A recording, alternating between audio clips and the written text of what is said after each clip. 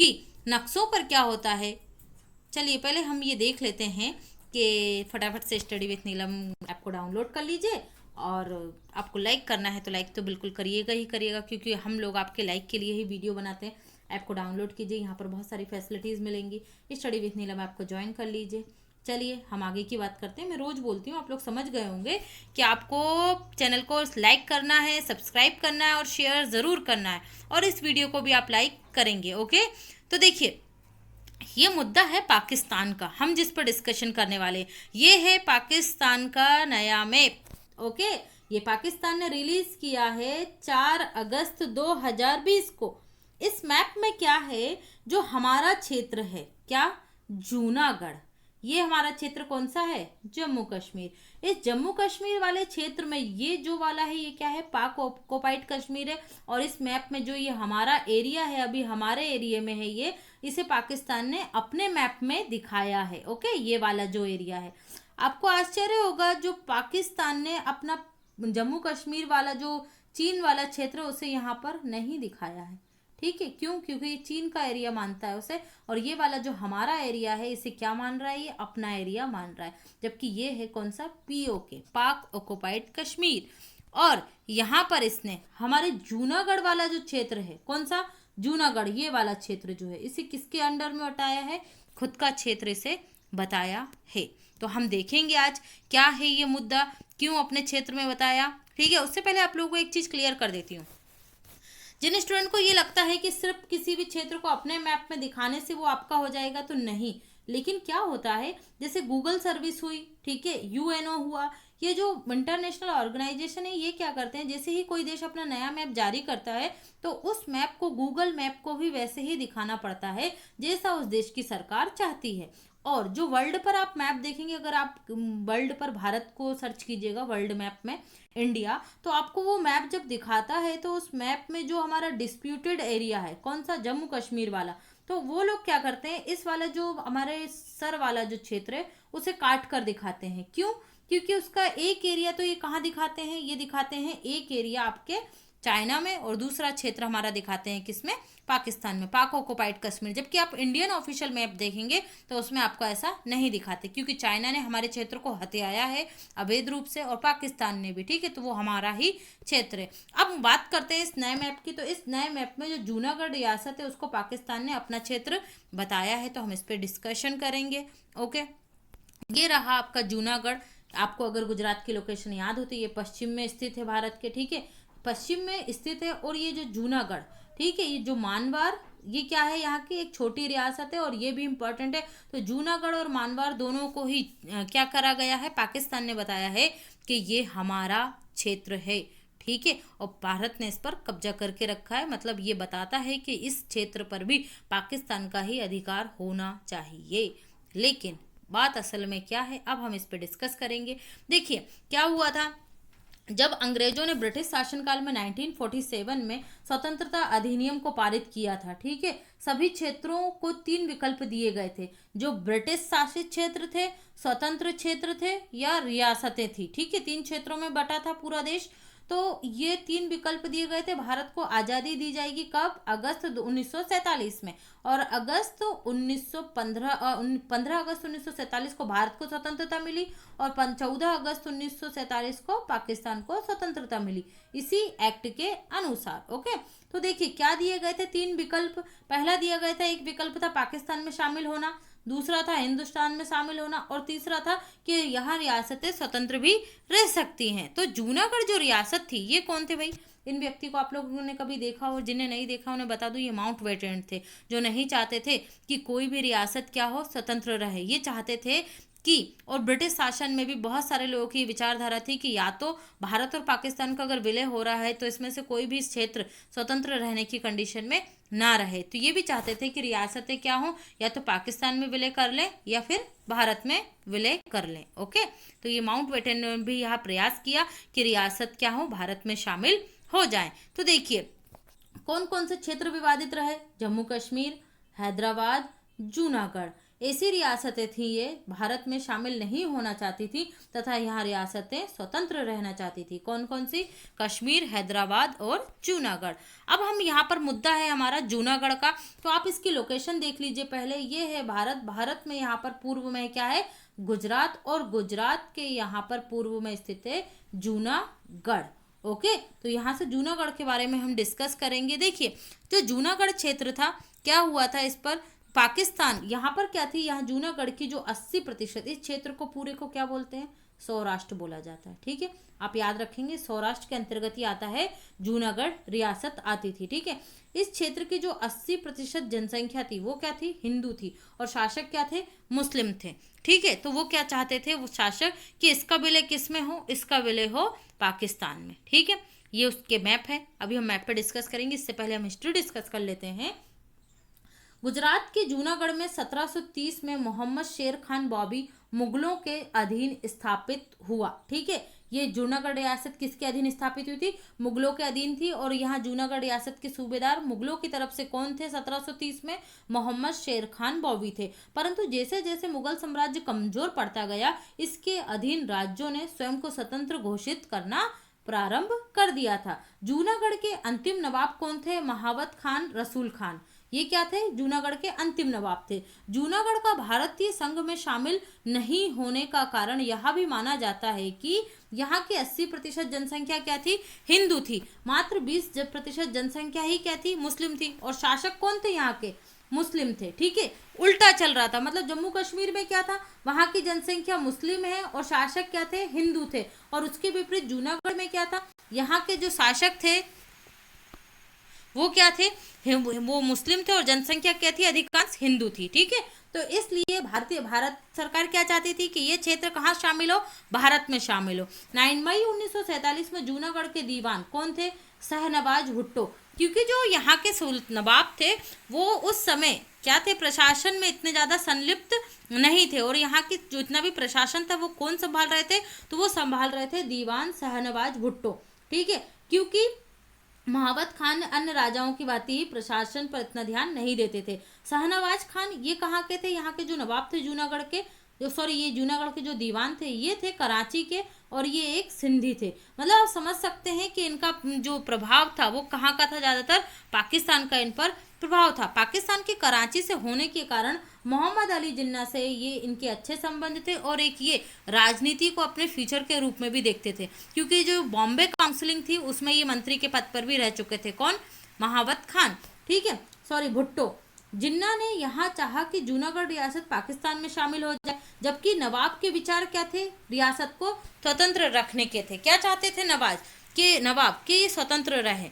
ठीक है, लेकिन परिस्थितियां ऐसी बनती जा रही थी कि शाहनवाज भुट्टो जो यहाँ के नवाब थे, उन्होंने धीरे धीरे यही सोचना प्रारंभ कर दिया, क्यों ना रियासत को, मतलब इन पर प्रेशर क्रिएट किया गया। रियलिटी यही थी, इन पर प्रेशर डाला जा रहा था कि जूनागढ़ रियासत को किसकी तरफ से? पाकिस्तान की तरफ से, कि जूनागढ़ रियासत को पाकिस्तान में शामिल किया जाए। और एक प्रेशर इन पर क्रिएट था भारत की तरफ से। भारत चाहता था कि ये यहाँ पर शामिल हो भारत में, क्योंकि अगर आप देखेंगे भौगोलिक रूप से ये किसका भाग है? भारतीय उपमहाद्वीप का ही भाग था। और ये क्या है? एक जो समुद्री क्षेत्र है, कोई भी क्षेत्र अगर आपका हिस्सा बन रहा है तो उसके लिए क्या जरूरी होता है? उसके लिए जरूरी होता है कि वो आपसे भौगोलिक रूप से तो जुड़ा रहे। यहाँ है पाकिस्तान, क्या जलीय सीमा के आधार पर आप किसी क्षेत्र पर अधिकार जता सकते हैं? नहीं। और यही काम किसके द्वारा किया जा रहा था? पाकिस्तान के द्वारा किया जा रहा था।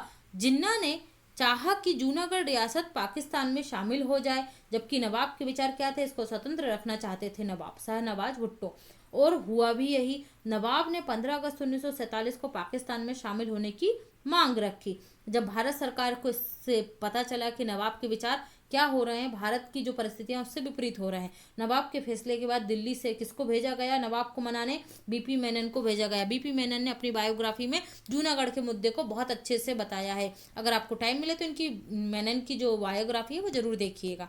ठीक है, लेकिन इनके प्रयास, इन्होंने मनाया, लेकिन ये इनके प्रयास में बीपी मेनन सफल नहीं हुए नवाब को मनाने में। और पाकिस्तान के द्वारा 15 सितंबर 1947 को जूनागढ़ को अपने चित्र में शामिल करने के लिए तैयार हो जाता है। ठीक है, चित्र नहीं होगा, ये क्षेत्र होगा।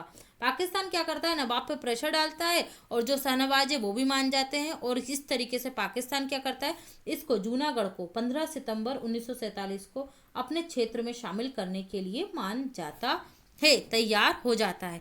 जबकि अब भारत को इससे प्रॉब्लम होगी। इस बीच भारत ने क्या करा, भारत सरकार ने जूनागढ़ के पाकिस्तान में शामिल होने की बात को खारिज करते हुए पाकिस्तान और जिन्ना पर यह आरोप लगाया कि भाई टू नेशन थ्योरी किसके द्वारा दी गई थी, जिन्ना के द्वारा। जिन्ना क्या चाहते थे, मुस्लिमों के लिए एक अलग देश हो। जब आप मुस्लिमों के लिए अलग देश चाहते हैं और जूनागढ़ में जबकि वहाँ के 80% जनसंख्या क्या है, हिंदू है, तो आप कैसे उस क्षेत्र पर अपना अधिकार कर सकते हो।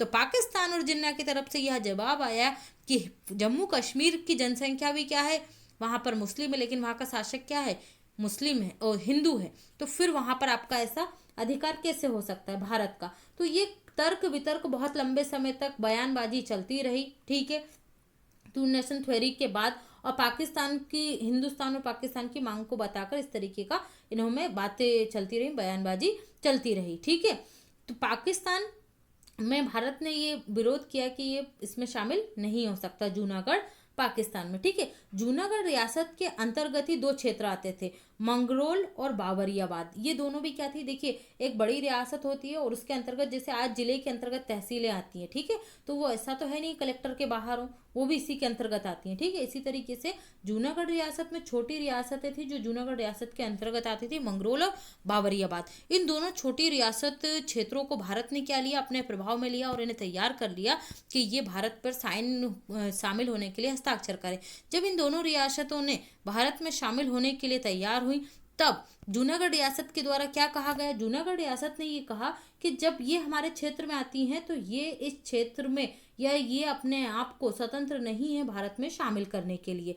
जब इन दोनों क्षेत्रों पर क्या आई, असुरक्षा की भावना आई, तो इन दोनों की रक्षा करने के लिए भारत सरकार ने इन दोनों क्षेत्रों की किसको भेजा, आर्मी को भेजा। ठीक है, भारत सरकार ने क्षेत्र में आर्मी भेजने का निर्णय लिया तथा इन दोनों छोटी रियासत क्षेत्रों की सुरक्षा की, और एक तरह की जूनागढ़ की घेराबंदी कर ली गई। ठीक है, आर्मी के द्वारा। और जो नेवल क्षेत्र था इसका, ठीक है, जैसे अभी हमने यहाँ पर देखा था कि भाई पाकिस्तान का जो क्षेत्र है वो नहीं बनता है। ठीक है, क्या हुआ, अब हमने इस क्षेत्र पर जब अधिकार कर लिया, ये रहा जूनागढ़, ये रहा आपका मंडवार। ठीक है, इन दोनों पर तो किसने अधिकार जताया है, आपके पाकिस्तान ने। अभी अपने मैप में दिखाया कि ये दोनों क्षेत्र किसके होना चाहिए, पाकिस्तान के होना चाहिए, विवादित है। तो अब अगर यहाँ से हम जूनागढ़ पर कोई भी कार्यवाही करते तो ये क्या करते, पाकिस्तान से हेल्प लेते। ठीक है, इसलिए यहाँ से क्या कर दी गई थी, इनकी नेवल घेराबंदी, नौसेना ने भी यहाँ घेरा डाल दिया था ताकि किसी तरीके की कोई भी हेल्प इनको प्राप्त ना हो सके। एक और इंटरेस्टिंग चीज आपको बताती हूँ, ये जो गोंदल आप देख रहे हैं मैप में, ये वाला एरिया था जिन्ना का। ठीक है, जिन्ना यहीं के थे, तो ये भी चाहते थे एक तरीके से, मतलब ऐसा माना जाता है कि जिन्ना चाहते थे कि इस क्षेत्र को यहाँ पर शामिल होना चाहिए था। ठीक है, क्योंकि फीलिंग्स जुड़ी हुई होती हैं किसी भी क्षेत्र विशेष से।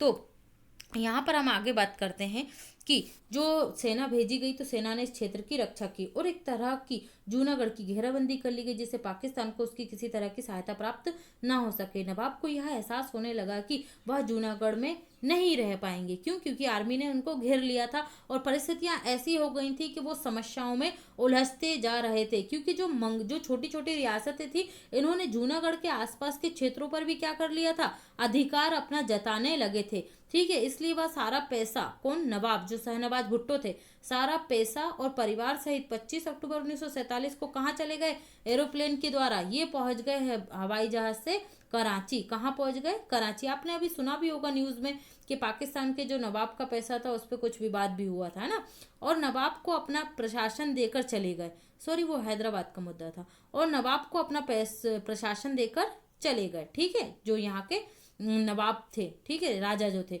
नवाब को प्रशासन देके चले गए। कुछ हफ्तों तक यहाँ प्रशासन चला सके नवाब। ठीक है, क्यों, क्योंकि भाई चारों तरफ से प्रेशर बढ़ रहा था और जो मंगरोल और बाबरियाबाद थे, उनके जो क्षेत्र थे, वहाँ के जो शासक थे, वो क्या करते जा रहे थे, क्षेत्र पर अपना अधिकार स्थापित करते जा रहे थे। तो नवाब जब लंबे समय तक यहाँ का प्रशासन नहीं संभाल सके और मुंबई में एक लोकल गवर्नमेंट का गठन होने लगा। इस लोकल गवर्नमेंट का नाम क्या था, आरजी हुकूमत। क्या था, आरजी हुकूमत था। क्षेत्रीय सरकार का नेतृत्व कौन संभाल रहे थे? संभल दास जी गांधी संभाल रहे थे, और ये महात्मा गांधी के क्या थे? भतीजे थे। ठीक है, ये इस मुंबई की लोकल गवर्नमेंट का क्या कर रहे थे? नेतृत्व कर रहे थे। तो याद रखिएगा, आरजी हुकूमत। क्षेत्रीय सरकार द्वारा जूनागढ़ के कुछ क्षेत्रों पर अपना कब्जा कर लिया गया, परंतु 8 नवंबर 1947 को भारत सरकार और जिन्ना को, जो यहाँ के नवाब थे, उन्होंने क्या करा, जब देखा कि जो लोकल गवर्नमेंट है वो क्या करती जा रही है, जूनागढ़ के अन्य क्षेत्रों पर अधिकार करती जा रही है धीरे धीरे, तो नवाब को समझ में आ गया था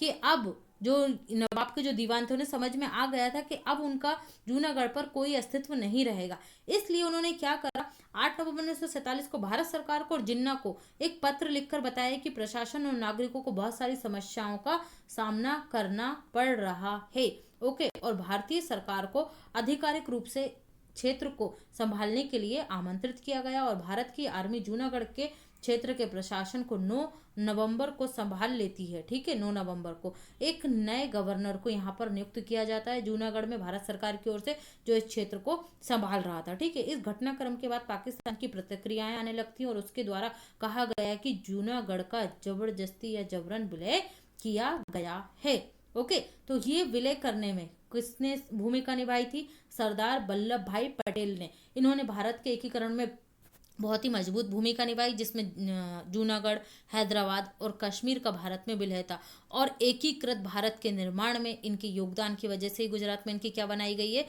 स्टैचू ऑफ यूनिटी। ठीक है, यूनिटी की थी इन्होंने, एकीकरण किया था, तो इन्हें क्या माना जाता है? लौह पुरुष भी कहा जाता है। तो इनके योगदान को भी आप ना भूलें। भारत सरकार द्वारा क्षेत्र में जनमत संग्रह कराया जाता है। ठीक है, देखिए कब करवाया गया? 20 फरवरी 1948 को। घटना कब हुई थी? 9 नवंबर 1947 को। तो नवंबर, दिसंबर, जनवरी, फरवरी, इन 3 महीनों के अंतर्गत ही धीरे धीरे क्या होता है? जनमत संग्रह 20 फरवरी 1948 को कर लिया जाता है, और इसके आश्चर्यजनक रिजल्ट आते हैं, क्योंकि यहाँ की 80% जनसंख्या हिंदू थी, लगभग 2 लाख जनसंख्या थी इसकी, और उस 2 लाख जनसंख्या में से 99.95% लोगों ने भारत के पक्ष में वोट दिया, और इस 2 लाख में से मात्र 91 वोट ही पाकिस्तान के पक्ष में डाले गए। इसके साथ ही छोटी छोटी आसपास की रियासतों में भी जनमत संग्रह कराया गया, और उनकी वोटिंग भी किसके पक्ष में आई? भारत के पक्ष में ही आई। इस प्रकार से ठीक है, इस जनमत संग्रह के परिणाम के बाद भी पाकिस्तान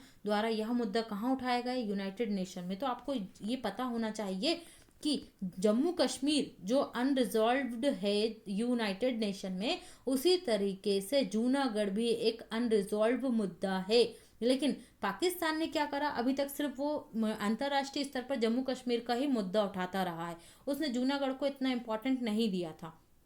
लेकिन अब जब उसने अपने मैप में जूनागढ़ को दर्शाया है, तो अब उसने इस मुद्दे को दोबारा हवा दी है, और जूनागढ़ और जम्मू कश्मीर दोनों ही मुद्दे क्या हैं? संयुक्त राष्ट्र संघ में एक विवादित क्षेत्र के रूप में हैं। ठीक है, तो ये था हमारा पूरा लेक्चर किस पर? जूनागढ़ रियासत पर। और अब आपको थोड़ा बहुत समझ में आ गया होगा कि पाकिस्तान द्वारा जो नया मैप जारी किया गया है उसके पीछे की हिस्ट्री क्या है। Okay, thanks for watching, have a great day.